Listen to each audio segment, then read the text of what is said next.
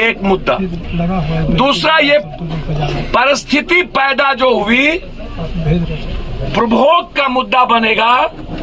जो कोई भी इसमें लगातार परिवार के परेशानी का कारण है उसकी भी छानबीन और उनका भी इन्वॉल्वेशन की जानकारी करके उस पर भी मुकदमा का दर्ज।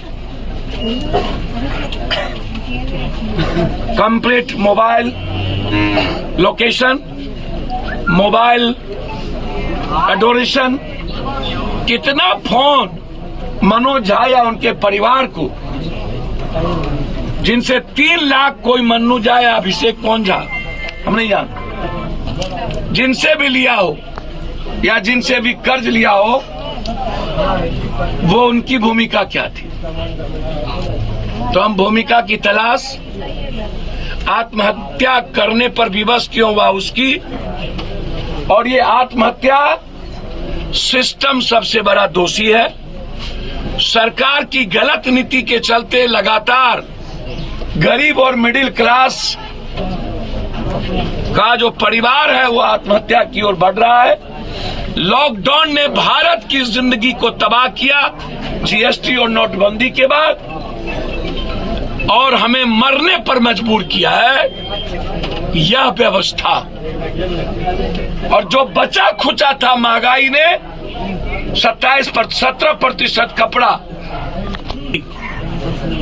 इसका जवाब केंद्र सरकार को भी, बिहार सरकार को भी और विपक्ष को भी देना चाहिए कि क्या कभी लॉकडाउन में जितने लोग तबाह हुए उनके लिए कोई इतना 80 लाख हजार करोड़ रुपया मोदी जी आपने बड़ी बड़ी कंपनी को दिया लॉकडाउन से तबाही के कारण। आम आदमी को क्या आपने उसके जेब में 20,000 रुपया भी दी जो बर्बाद हुए? क्या 25,000 रुपया भी, 50,000 रुपया भी आपने, इतना बड़ा पैसा गया कहां? जो उससे कर्ज लिया या जो घटना घटित हो रही थी, ये जो बैंकिंग सिस्टम है या जो बैंकिंग, आज आप सहारा पर तो कोई नहीं बोल रहा है। सहारा तो लगभग पैसा लेके भाग रहा है। लगभग बड़ी बड़ी बिजनेसमैन, ये नीरो बंसी, रोम चल रहा था, नीरो बंसी बजा रहा था, सब के सब मालिया से लेकर के, कोई चर्चा क्यों नहीं होती है भाई? लगभग लोग सहारा इंडिया के पैसे के कारण हाथ से खाली हो गए, आत्महत्या की स्थिति में। जो पूंजी कमाता था डेली सहारा में जाकर के, बेचारा अपने नॉन बैंकिंग में जाकर के डाल देता था, कोई बच्चा, कोई माँ, कोई बाप, कि शेयर होगा मेरी बेटी के लिए, और वो कोलैप्स कर गया। आप उसकी चर्चा नहीं करते।